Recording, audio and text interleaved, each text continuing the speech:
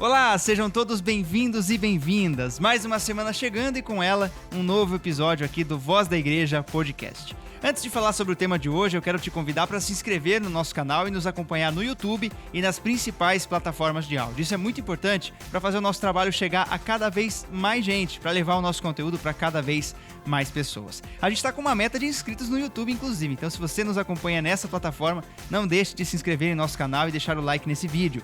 A gente quer chegar até 3 mil inscritos até o final do ano, mas acho que a gente consegue passar dessa meta, se Deus quiser, e com o teu apoio também. No episódio de hoje vamos falar sobre o mês missionário. Estamos em outubro, vamos falar sobre missão na igreja e para isso a nossa convidada de hoje é mais do que especial. Daqui a pouquinho a gente vai te apresentar e te trazer um pouco a história da Karina, que está aqui com a gente e vai falar sobre missão, trajetória vocacional um pouquinho também e também sobre comunicação aqui na nossa igreja católica. Então fica com a gente nesse episódio muito especial do Voz da Igreja Podcast.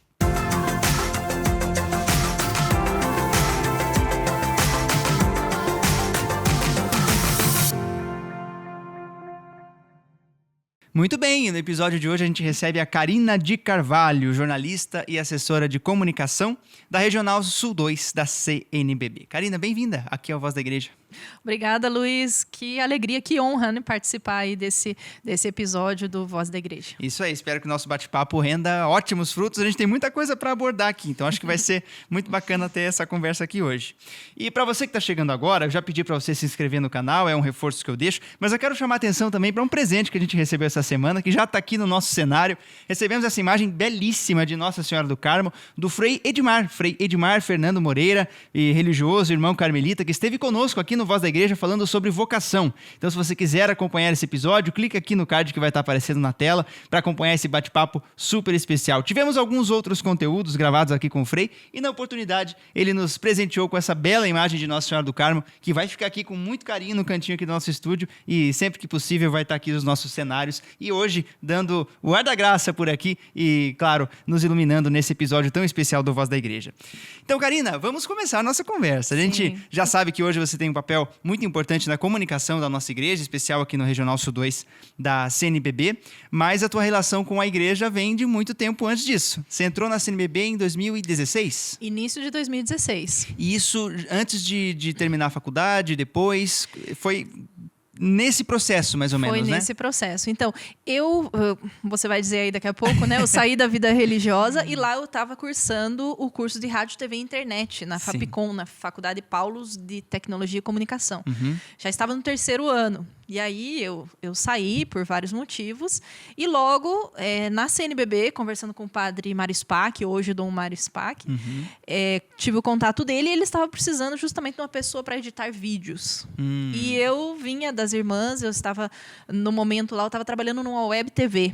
E era bem o que eu fazia. Sim. E eram vídeos para missão, né? O nosso tema aqui é missão, então daqui a pouco a gente vai falar mais, mas a CNBB tem uma missão na África, então ele precisava de alguém para colaborar nessa área. Sim. E aí que eu entrei. Então eu tinha trancado o curso, e aí 6 meses depois eu retomei aqui em Curitiba.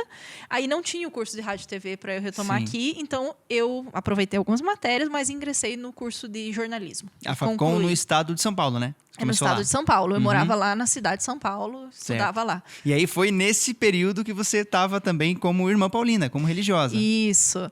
Eu entrei na Congregação das Irmãs Paulinas em 2007. Né? Tinha lá meus 18 anos. 18 anos. E ali eu fiquei até 2016. Então fiz todo o período formativo, os primeiros votos, renovei por 4 anos.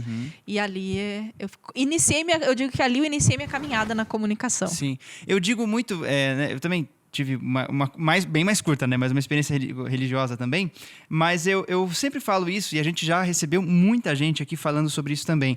Padre Cleiton falou sobre isso, o próprio Frei Edmar, quando a gente abordou o tema de vocação, o Padre João Marcos também, que esteve conosco aqui, de que a formação religiosa ela é muito importante, não para nos tornarmos necessariamente padres ou uma freira, enfim, mas também contribui muito para a nossa formação humana. Então, além dessa experiência, hoje você não mais irmã Paulina, mas eu acho que essa experiência também agregou muito a você como pessoa, como a formação da Karina mesmo, hoje jornalista, mas antes disso, essa formação humana também colabora bastante, né? Com certeza, Luiz. As pessoas sempre me perguntam, mas você não se arrepende? Você perdeu os melhores anos da tua vida, né? Dos 18 até os 20, 28.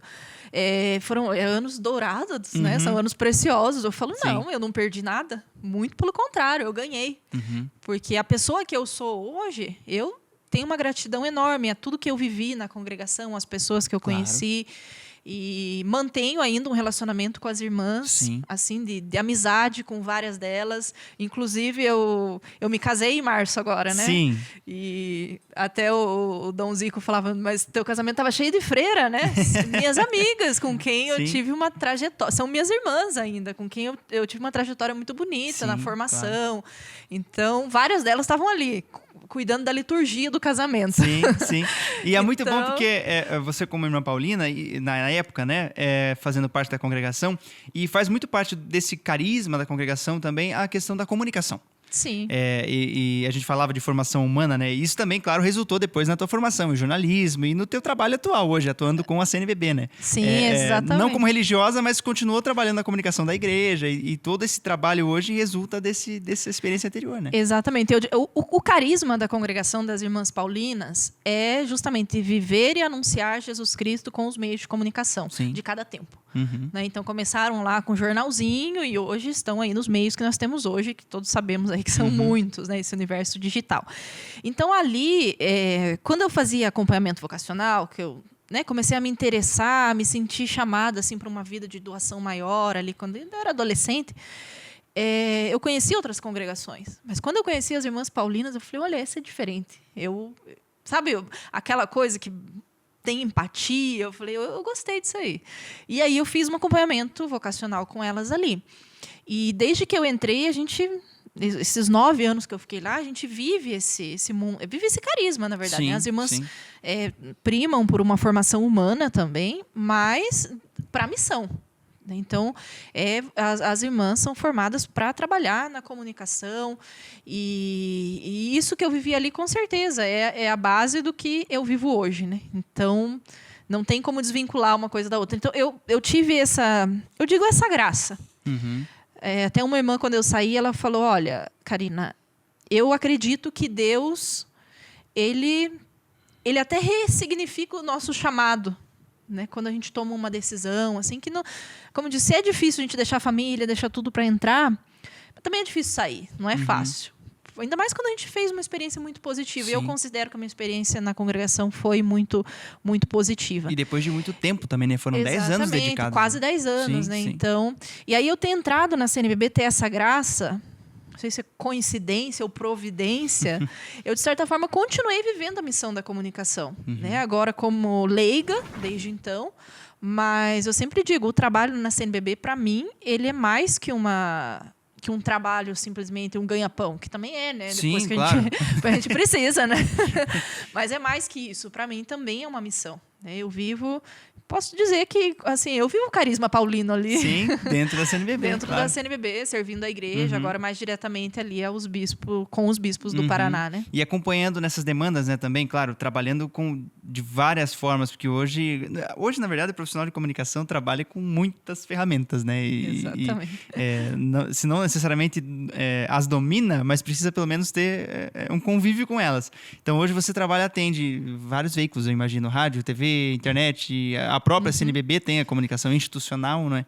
Como que é esse processo? Assim, todas as atividades dentro da CNBB, da Regional Sudeste? Olha, são muitas. Imagina. Mas, assim, o meu trabalho é mais voltado mesmo pro institucional ali, né? Então, eu cuido do site, das redes sociais, das notícias, das pastorais, movimentos de organismos do Paraná, com um foco, uma atenção especial aos bispos, né? Que a CNBB, ela tem a sede em Brasília, Conferência Nacional dos Bispos do Brasil, e são 19 regionais. Nós, aqui no Paraná, somos um desses regionais, Regional Sul 2. Então, aqui é onde a gente sempre, quando eu vou explicar a CNBB, eu sempre digo, o Regional Sul 2 é formado por 18 dioceses, mais as 2 eparquias. Uhum. Cada diocese tem a sua autonomia, o seu trabalho. Mas existe uma caminhada comum, algumas diretrizes que cada diocese segue. Por Sim. isso, os bispos se reúnem 2 vezes por ano, em assembleia, para discutir esses temas gerais, né? O que vem do Vaticano, o que vem da CNBB, orientações de como conduzir suas dioceses. Não é que ali eles determinam, vamos fazer tudo igual nas Sim. dioceses. Não. Cada bispo vai, com a sua ação evangelizadora, vai definir seus trabalhos, né? Mas existe algumas diretrizes, né? Esse pilar aqui que a CNBB determinou vai nortear nossos projetos pastorais, né? Daí cada um vai fazer do seu modo, né? Sim. Então, o meu trabalho também é dar essa cobertura, essa visibilidade ao trabalho dos bispos, né? Então, nessas assembleias eu vou normalmente, acompanho, faço a cobertura do que está sendo discutido, de como os bispos estão vivendo, quais são os principais temas. E aí tem outros trabalhos no regional, as redes sociais, né? Eu cuido também, esse trabalho com vídeos, com Instagram, Vocês viajam com Facebook. Eu viajo bastante, assim, tem essas viagens que já são início do ano, eu já faço ali meu cronograma de trabalho, né? Então já tem a agenda do ano. Sim. A assembleia, os bispos têm uma assembleia em fevereiro Certo. e tem uma em setembro. Até a semana passada eu estava na Assembleia dos Bispos lá em Francisco Beltrão. Então já determino. Tem a Assembleia do Povo de Deus, tem a Assembleia Geral da CNBB, que eu tenho participado também, que são 10 dias lá em Aparecida, e um ou outro evento, né? Eventos relacionados à comunicação, eu participo, como Encontro Nacional da PASCOM, Multicom, né? Então, já coloco no meu cronograma. Sim. E, às vezes, tem um ou outro ali que surge, que vê a necessidade, né? A ação evangelizadora. Nem toda vez eu vou, né? Mas, às vezes, eu faço ponte também com as dioceses. Então, vai acontecer, por exemplo, o Encontro Regional de Presbíteros. Esse ano aconteceu em Arapongas, que é a diocese de Apucarana. Eu não fui, mas eu fiz a ponte com a PASCOM, lá da diocese de Apucarana, e eles mandaram os conteúdos, porque é um evento... Então, tudo que é esses eventos regionais, a gente busca fazer a cobertura e dizer, olha, o Regional Sul 2 está fazendo isso, tá o pastoral. Então, eu até falo para os meus colegas, né, das dioceses, às vezes me mandam, aconteceu aqui na diocese o encontro dos ministros da Eucaristia. Sim. Eu falo, mas daí não cabe para o regional, porque o regional, ele vai... Se fosse o encontro regional dos ministros da Eucaristia, que reunisse ministros da Eucaristia do Paraná inteiro, aí a gente faria cobertura. Mas, no caso, o que é diocesano ou arquidiocesano fica ali nos meios da diocese, né? Então, a gente tem esse trabalho. E, claro, ali estando na CNBB, você perguntou do meu trabalho, também colaboro na elaboração dos subsídios que o regional produz, novena de Natal, encontros para Quaresma, tempo comum. Também colaboro ali na relação com a imprensa externa. Então, eventos, eu faço release, a gente promove... Né, medir, às vezes, a entrevista de algum bispo, essas coisas. Colaboro na elaboração das notas. Né? Então, como disse, tudo que diz respeito à comunicação passa ali por mim, pelo meu departamento. Especialmente, talvez, em conversar também com veículos não confessionais, né?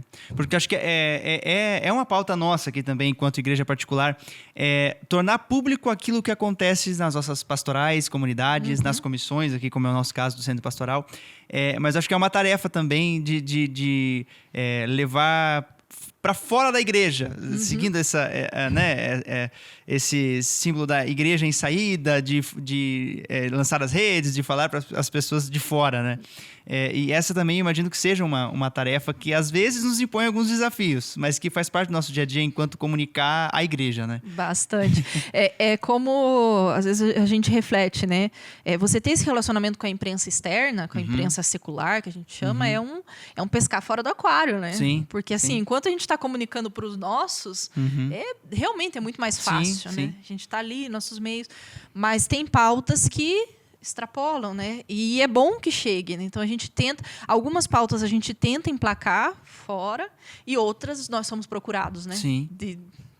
Por vários motivos. Por exemplo, já que estamos aqui no mês missionário e falando sobre missão, nós conseguimos há uns anos, a RPC foi até a nossa missão que a CNBB do Paraná tem lá na Guiné-Bissau e produziu um mini documentário assim sobre lá o país e tudo. Então saiu no Meio-Dia Paraná. Uhum. Tinha potencial para se tornar um episódio lá do Globo Repórter. Sim. Mas, né, por motivos deles lá, acabou não indo. Então, a gente tem esse relacionamento e busca mostrar, né, o que é a igreja, o que é a evangelização. Algumas, como eu disse, algumas coisas são polêmicas, né, que somos procurados, é inevitável. Temas, assim, mais difíceis. Mas, às vezes, assim, com jeito, a gente também consegue fazer emplacar coisas, sair fora dos nossos meios, né? Pautas positivas, né? Sim. Pautas que não envolvem polêmica, mas que mostram o bem que a igreja tá fazendo, né? Isso também porque não faz parte da missão da igreja, né? Acho que Sim. Falar para o público externo também é uma forma de sermos missionários. A nossa maneira, dentro das nossas realidades, da nossa vocação, enquanto leigos, enfim, comunicadores. Eu acho que também faz parte. Mas falando de mês missionário, eu quero convidar você que também nos assiste a acompanhar um conteúdo muito especial que nós gravamos com o nosso arcebispo Dom Peruso, refletindo a respeito da mensagem para as intenções de oração do Papa Francisco, em especial agora para outubro, que é esse mês missionário. Esse vídeo já está no ar, você pode clicar aqui em cima para conferir. Uma reflexão muito válida de Dom Peruso, mas também fazendo uso da reflexão do Papa Francisco, que fala que os leigos também têm um papel fundamentalíssimo na missionariedade da igreja. E especialmente quando a gente fala de uma igreja sinodal que caminha em conjunto, faz parte também abraçar os leigos. E nós, como leigos, também precisamos valorizar muito esse papel. Dom Peruso falou uma expressão muito bonita, de que o Espírito Santo também comunica através dos leigos. E já que estamos falando de comunicação, é muito importante também destacar essa mensagem que compõe a intenção de oração mensal do Papa Francisco. E falando em Papa Francisco, temos um outro gancho aqui também. Em 2020, você esteve no Vaticano, claro, entre outras atividades que você já deve ter realizado por lá, numa audiência com os bispos aqui do Regional. E aí saiu até a matéria na época, enfim, de Vatican News, da importância e da surpresa que o Santo Padre teve ao te ver lá no meio dos bispos, padres, enfim, de termos uma mulher representando a comunicação da igreja e especialmente naquele momento que depois acabou tendo contornos muito críticos, porque a gente estava começando um isolamento muito grande decorrente da pandemia, né? Mas como foi essa experiência de estar com o Papa Francisco, em primeiro lugar, e depois também, você como mulher, representando tantas outras, e como comunicadora, como é para você hoje, não só desempenhar o seu trabalho na CNBB, mas comunicar à frente da igreja, que também é um espaço muito masculinizado ainda, claro, hierarquicamente falando, mas como é para você, como mulher comunicadora, estar lá representando a Igreja do Brasil, e especialmente também entre os bispos, padres, sendo a única mulher entre tantos homens, porque vale destacar, eram 22 bispos e 3 sacerdotes formando essa comitiva, digamos assim, e você era a única mulher que estava lá. Como é que foi essa experiência? Conta um pouquinho pra nós. Olha, essa, Luiz, foi uma das grandes graças que eu tive aí já nesse tempo que eu tô na CNBB. Então, eu fui fazer a cobertura da visita ad limina. Aqui eu acho que tem também uma grande abertura, talvez tenha um profetismo dos próprios bispos. Sim. Porque foi iniciativa deles. Convocá-la para estar lá. Eu não pedi, Sim. eu nem imaginava que, né, eles pensariam de me levar para um evento desses. Foi discutido em assembleia, inclusive. Eles discutiram em assembleia. Sim. E eu até brinco, eles nem me perguntaram, eles decidiram que eu ia. Você foi convocada a estar lá. O padre chegou e falou, Karina, você vai para Roma conosco na visita ad limina. Foi votado lá e eles querem que você vá porque eles, né, enfim, colocaram em pauta que viram a importância de assessora de imprensa estar junto. E até onde eu sei, não tinha acontecido isso ainda. A visita ad limina é uma coisa muito reservada, só entre bispos, mesmo de outros países. É algo que não sei dizer se é canônico, mas todas as conferências episcopais do mundo, a cada 5 anos, fazem essa visita. Algumas conferências episcopais, tipo, um país pequeno, vai o país inteiro, que são poucos bispos. Mas aqui no Brasil, né, somos mais de 400, quase 400, 300... Não, em exercícios que são 200, quase 300 bispos. Então, não dá para ir todo mundo junto, né? Então, aqui no Brasil foi dividido para, em 2020, eu acho que eram 12 visitas, assim. Então, agrupamentos de bispos, né? Sim. E o Paraná foi o segundo aí, em fevereiro de 2020. Então, às portas da pandemia. Então, os bispos quiseram me levar. me convocaram, né, para esse serviço. Eu fiquei muito feliz, muito honrada. Essa visita consiste, né, não só a visita ao Papa é uma das agendas, mas de visitarem, porque ad limina significa no limiar dos apóstolos. Então, visitarem as 4 basílicas papais que tem em Roma e os dicastérios lá todos, ter reunião com todos os prefeitos dos dicastérios da Cúria Romana e a visita ao Papa. Então, eu fui, né, fazer essa cobertura. Andava com eles, realmente. Às vezes eu pensava, nossa, é uma honra, um privilégio, né? Eu ia na vanzinha com eles lá, todo dia de manhã, a gente ia fazer as visitas, né? E foi algo, assim, inédito. E a visita ao Papa, eu também não tinha essa expectativa, né? Falei, não, o Papa não vamos deixar chegar perto, né? Primeiro, uma leiga, mulher, né? E já teve uma secretaria... a Secretaria de Estado. Ali era o único lugar que eu não pude ir. Me deixaram entrar lá, tirar uma foto e sair correndo. não podia. Eu falei, bom, com o Papa, imagine que vão me deixar, né, entrar. E não, eu fui. Os bispos tiveram uma celebração na Basílica de São Pedro, lá onde está o túmulo de São Pedro, embaixo. E depois o secretário do Papa chamou e fomos indo. E eu fui indo com eles, né? Falei, bom, até onde me barrarem eu tô indo. E não, eles, né, chegamos lá, às portas da biblioteca, lá onde foi a reunião, e fizemos uma fila, cada bispo. Aí teve as orientações, né, cada bispo podia cumprimentar. Por último, seriam os padres e eu. Daí o bispo avisou, olha, vai ser a senhora, pediu para eu tirar a câmera, que eu estava com a câmera no pescoço, coloquei lá. E aí caiu a ficha. Eu falei, pô, vou saudar o Papa mesmo, né? Nem sabia o que... Falei, não sei nem o que falar, né? Gastar o pouquinho italiano que eu sabia. Eu falei, eu sei falar jornalista, que acho que é assim que fala, e pronto. Mas foi uma graça grande que o Papa teve uma certa surpresa, né? Então, ele cumprimentou. Eu fui a penúltima. Quando ele me saudou, assim... uma mulher, né?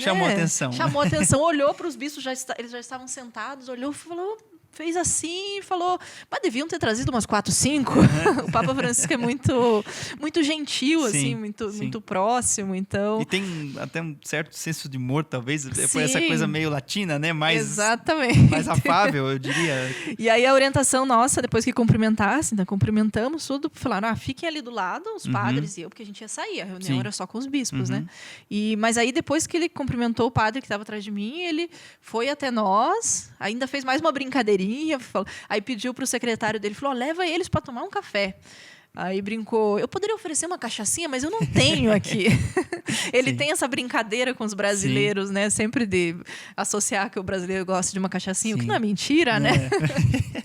Então, mas ele muito tranquilo, assim. Então, foi realmente uma grande graça, assim. E depois, o Vaticanismo me pediu esse testemunho, né? Eu publiquei na rede social, uma fotinha e tal. E aí a Bianca, lá que trabalha, jornalista lá no Vaticanismo, Karina, me manda um áudio e tal. E eles fizeram uma matéria muito legal, assim. E teve uma repercussão muito boa, até aqui, né? Vários dos meus colegas diziam, nossa, Karina, eu me senti representada aí e tal. Então, isso, assim, foi um motivo assim, para mim, assim, muito, muito orgulho.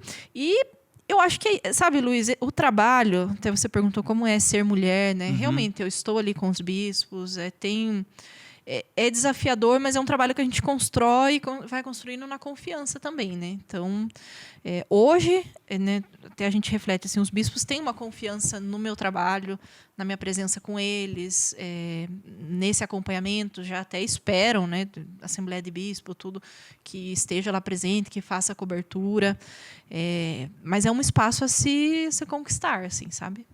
Que a gente constrói com o tempo, com a confiança. Também é um pouco daquilo que digamos, é bom, acho que nem todo jornalista tem essa graça de trabalhar numa causa a qual ele acredita. Sim. Então, eu considero uma pessoa de fé, sempre nesse contexto de igreja.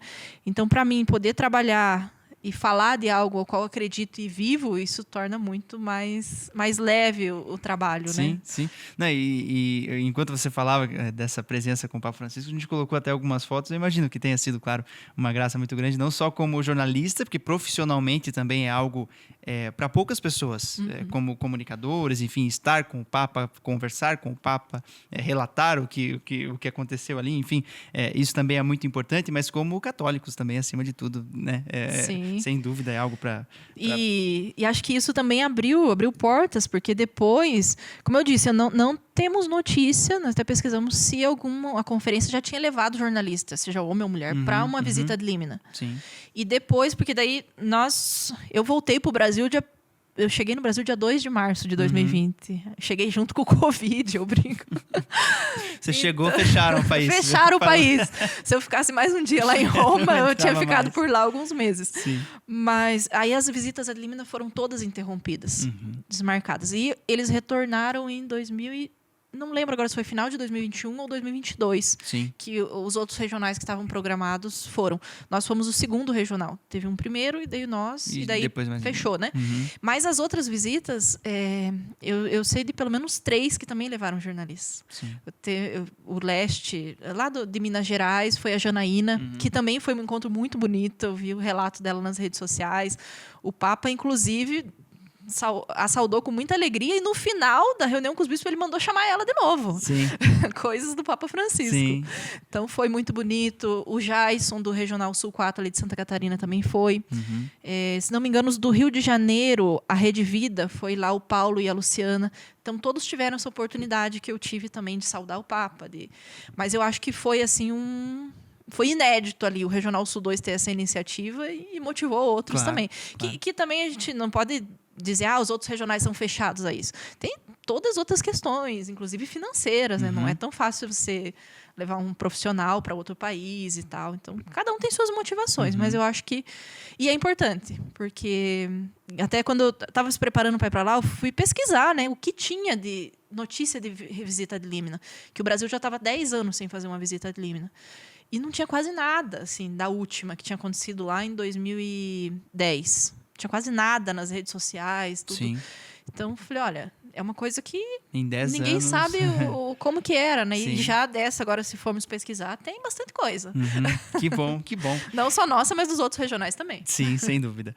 Mas agora, voltando a falar um pouquinho sobre missão, claro, você comentou para nós que durante a tua permanência já na CNBB, esteve em Guiné-Bissau, na África, enfim, reportando, né, as atividades pastorais e missionárias lá, mas também no teu tempo de congregação, você morou em várias cidades do Brasil, cidades que talvez a gente pode chamar de missionárias, realmente, porque é onde a igreja também sempre faz esse esforço, essa questão de estar presente para a evangelização e tudo mais. Você morou no Nordeste, no Norte, você morou em Fortaleza, né, no Nordeste. Fortaleza eu fiquei 1 ano e meio lá. Foi... Olha, é uma experiência muito, muito bonita, assim, de igreja, porque a gente vê uma igreja que... A maior parte do tempo que eu tive na congregação, eu morei em São Paulo. São Paulo não é que é tão diferente do nosso contexto aqui. Sim. Mas não tanto. É urbano tal qual, né? Urbano, também. Assim. E agora, o Nordeste e o Norte, particularmente, ali eu conheci uma outra realidade de igreja. Realmente, ali em Fortaleza, eu viajava bastante para o interior, tive essa oportunidade de ter experiências no sertão do Ceará. Sim. E são assim experiências muito, muito diferentes. Em Fortaleza, me impressionava muito a religiosidade do povo. Manaus também. Sim. Manaus eu fiquei 6 meses. Mas a religiosidade do povo, de uma forma pública, assim, é muito bonita. Em Fortaleza, me impressionava que eu andava de ônibus. Era comum ver homens rezando terço no ônibus. Sim. E eu falava, gente, em Curitiba a gente não vê isso. Muito raro. Sim. Eu falei, nós temos aqui essa fama de sermos mais frios, né, e tal. E lá era assim, eu participava da missa com as irmãs 6:30 da manhã, numa paróquia perto de casa. Pensa que lá só tava as freiras? A igreja era lotada dia de semana, todo dia. Muita Mesmo gente ia para missa 6:30 da manhã antes de ir para o trabalho. E tinha 3 paróquias perto que tinha missa 6:30 e todas eram cheias. Então, assim, de uma expressão de fé assim muito, muito maior, né? Não sei se dizer se é uma fé mais viva, mais, sabe, mais devocional, assim. E em Manaus também. Manaus, olha, Manaus eu não viajei tanto para o interior, fiquei mais na capital. Mas é um contexto assim muito, muito diferente. Até o dos bispos, eu falo, os bispos lá de Manaus, pelo menos na época que eu fui lá, né, eram muito próximos do povo. Dom Luiz Soares, que era arcebispo lá, ele andava pela rua. Ele disse que tinha feito 70 anos, tinha parado de dirigir. Ele andava pela rua, conversava com as pessoas, vinha a pé, Sim. procissões. Os bispos estavam ali muito próximos, assim, no meio do povo. Me chamava a atenção. Eu fui algumas vezes na missa na catedral aos domingos. Era com o bispo, normalmente. Sim. Ele dava a bênção final e depois ele descia lá na frente e dava uma bênção personalizada em cada um. E quase todo mundo na igreja ficava na fila ali para receber uma bênção, né? Sim. Falar alguma coisa com o bispo. Então, era uma coisa muito próxima, sabe? Eu aprendi muito ali, assim, com o jeito do... E são particularidades, né? Como você comentou, né? Aqui em Curitiba a gente não vê muito isso, né? Em outros lugares também não. Mas muita gente até consome nossos conteúdos. Nós tivemos aqui uma transmissão sobre liturgia com o diácono Cleverson. Foi um momento muito importante porque nós vimos o quanto a igreja tem essas particularidades. E como a gente estava falando de liturgia, celebrações, enfim, muitas dúvidas comuns até a ministros, a membros de pastoral, enfim.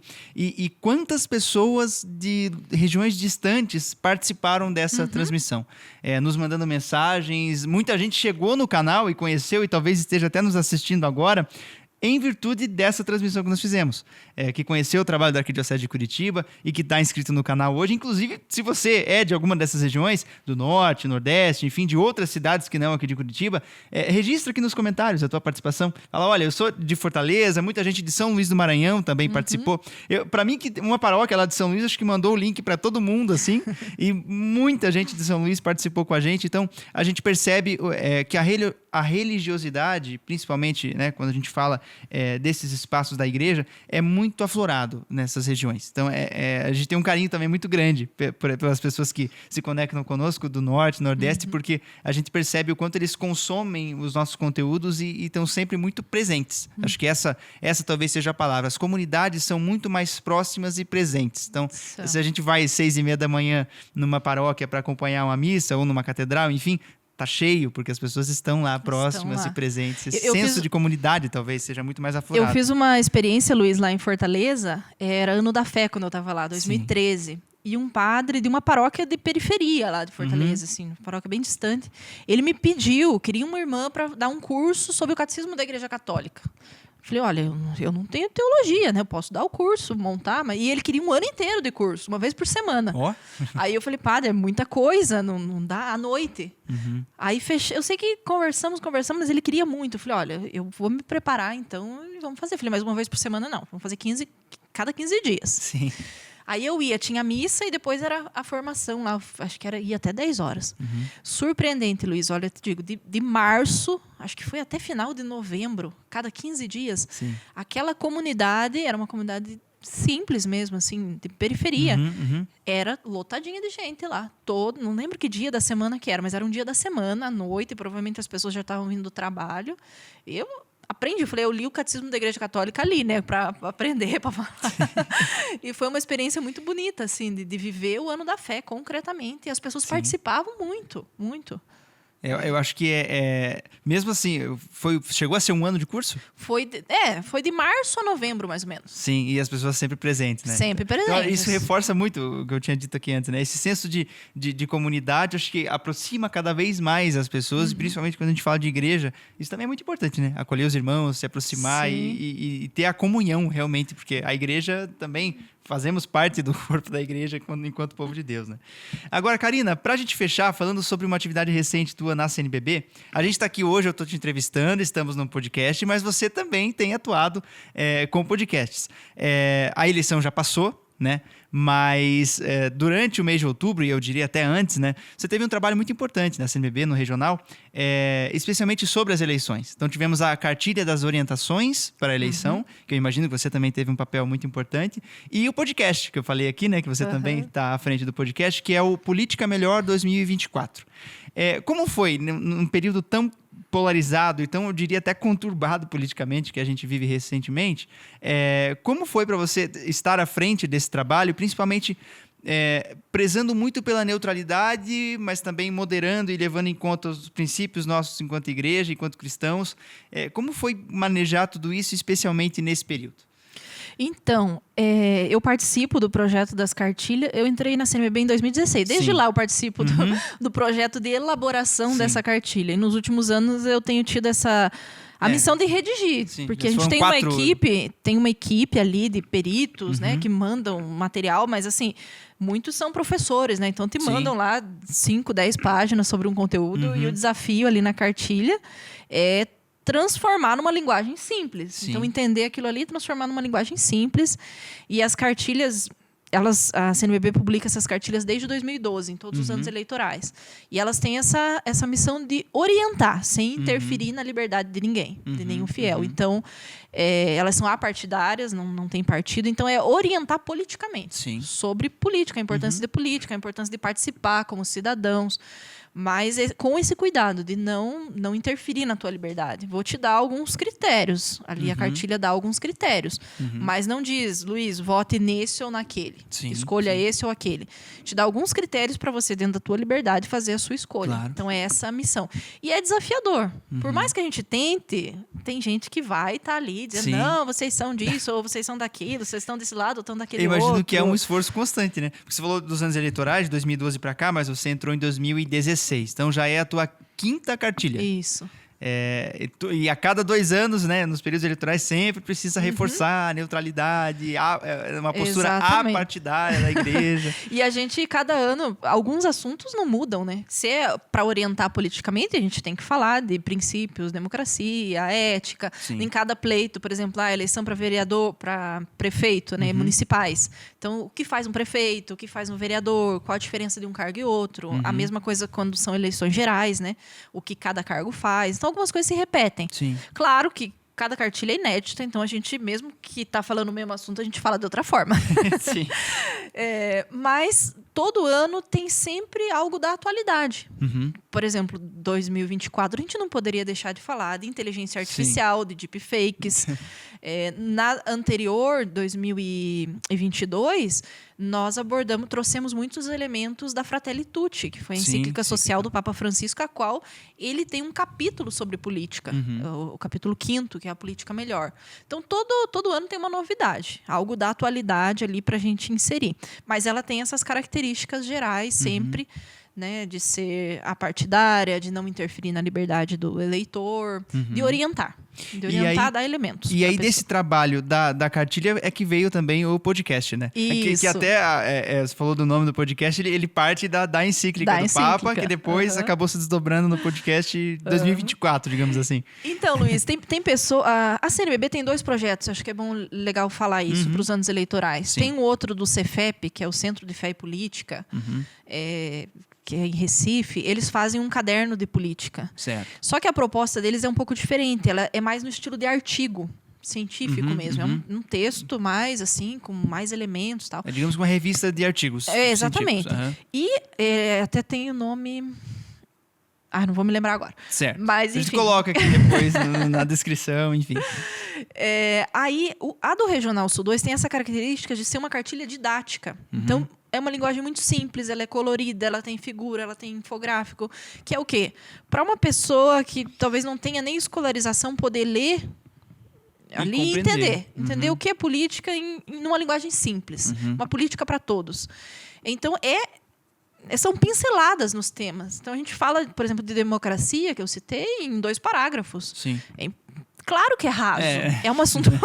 é muito raso você definir algo tão complexo em 2 parágrafos. Mas é isso aqui que a gente quer dar uma pincelada, dar algumas dicas para as pessoas.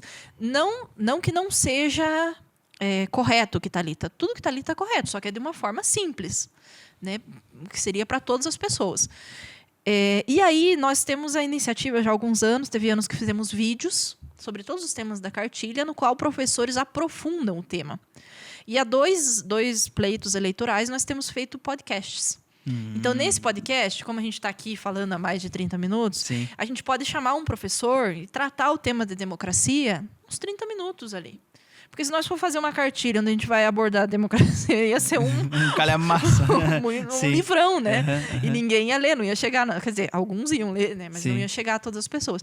Então, a história do podcast é para poder aprofundar os temas. Então, a inteligência artificial também. Inteligência artificial, a gente dedicou um pouquinho, quase uma página ali na cartilha desse ano.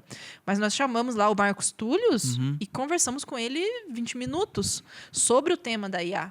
Sim. Então, ele pode trazer muitos mais elementos. Então, a gente indica na cartilha, ó, nesse QR Code, a partir de tal data, vai ter lá os podcasts. Sim. Em 2022, nós fizemos 20 podcasts. Esse ano, diminuímos, fizemos 12. Certo. Então, mas é com esse intuito, realmente. A cartilha é um material muito pequeno. Realmente, essa é a proposta dela e ela vai continuar assim. Mas a gente oferece a possibilidade, né, por meio desse veículo que a gente tem agora, dessa mídia, né, esse formato podcast, de aprofundar Acaba os temas. sendo um subsídio mais... Então, quem tem interesse, eu quero entender melhor isso Sim. aqui, e vai lá, tem o podcast, pode ouvir uma conversa com um especialista, com um professor, que vai explicar melhor. Sim. Esse, então, tem sido o seu trabalho. Foi a última Isso. atividade, né, da CNBB nesse ano eleitoral, né? Eu imagino que foi a mais trabalhosa delas. Exatamente. Todo ano eleitoral a gente tem essa missão aí de, né, produzir e oferecer essa cartilha para a igreja e para a sociedade em geral. Sim, que continue esse trabalho muito importante da nossa conferência e também aqui do Regional 2, né? Do Sul-2, porque não destacar esse trabalho. Karina, muito obrigado por estar com a gente hoje, compartilhar a tua experiência de religiosa a jornalista, hoje comunicadora também na assessoria da CNBB. É muito bom ter você aqui com a gente. Para mim, eu diria que é um desafio, assim, jornalista entrevistar jornalista, mas até a conversa fluiu. A gente bateu um papo muito legal, eu fico feliz por isso. E, enfim, eu falei no começo que a nossa conversa ia ter bons frutos. Eu acho que a gente teve uma conversa muito proveitosa. Eu queria também agradecer você que esteve conosco até agora. Se você, assim como eu, também gostou muito da conversa aqui que nós tivemos nessa mesa, recebendo a Karina, deixa o teu like nesse vídeo, se inscreva nos nossos canais. Gente, não se esqueça, o conteúdo é bom? Legal, gostou? Bacana. Clica no joinha aí no YouTube, compartilha com as pessoas e se inscreva no nosso canal, porque isso é muito importante, porque toda semana a gente tem conversas como essa. Então esteja com a gente para que toda semana, assim que tiver um vídeo novo, você vai ser informada e vai poder consumir esses materiais produzidos com tanto carinho aqui pela nossa equipe da comunicação da Arquidiocese de Curitiba.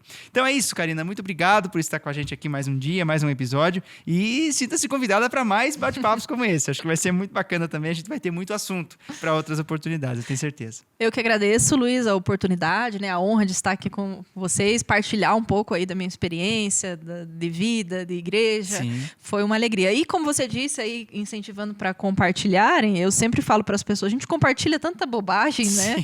Às vezes tanta coisa que até nem sabe se é verdade, né? Vamos compartilhar coisa boa, né? Sim. Conteúdos bons. E tem muito. Sim, não tem só coisa ruim na internet. Então, a gente falando tanto de inteligência artificial, muita gente compartilhando coisa feita por robô. Ô, gente, a gente tá aqui, duas pessoas de carne e osso conversando. É muito mais interessante, é muito mais bacana.